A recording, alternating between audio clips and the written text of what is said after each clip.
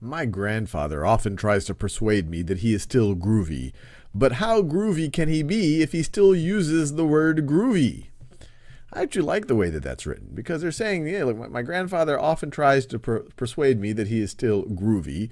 And that means kind of cool for those of you who might be too young to know what groovy means.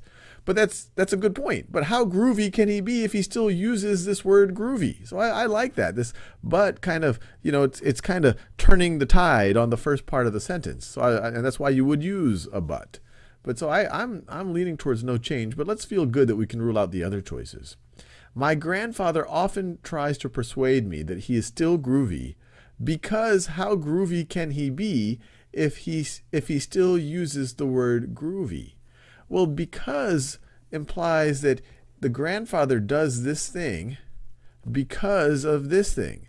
So because of how groovy can he be, that's the reason why he tries to persuade him or his granddaughter or his grandson that he's still groovy. No, that doesn't make sense.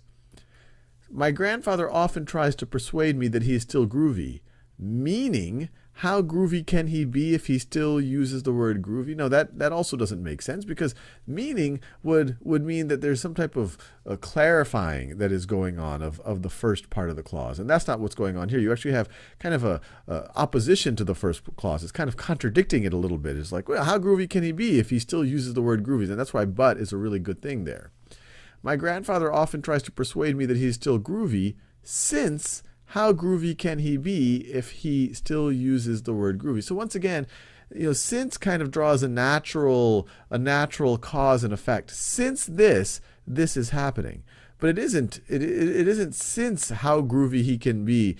How groovy can he be if he still uses the word groovy? That's not somehow causing him to persuade his grandchild that he's still groovy. So this also doesn't feel right at all. I really like this. These two clauses are kind of in opposition. They kind of contradict they don't contradict, but this second clause opposes the first one in kind of a fun way. It turns the tide back on it by using the word groovy in itself. So it's actually just a fun sentence.